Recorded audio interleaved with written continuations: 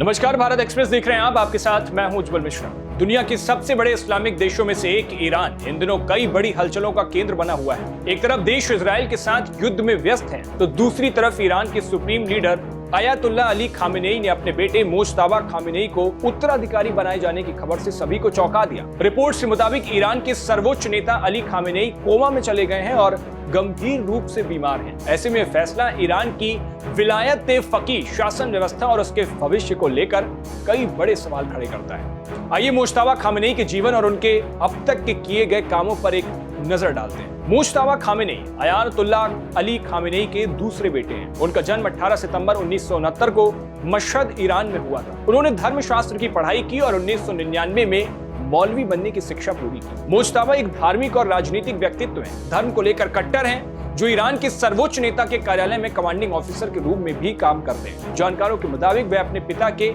उत्तराधिकारी यानी सक्सीजर बनने के शीर्ष दावेदार हैं। ब्रिटानिका की एक रिपोर्ट के मुताबिक 1987 में माध्यमिक विद्यालय पूरा करने के बाद Mojtaba Khamenei Iran revolutionary guards corps यानी IRGC में शामिल हो गए। उन्होंने ईरान इराक युद्ध जो 1980 से 1988 तक चला था, उसके अंतिम पायदान पर अपनी सेवा भी दी थी। इस युद्ध में ईरान को भारी नुकसान उठाना पड़ा था और आखिर में 1988 में संघर्ष विराम स्वीकार करना पड़ा।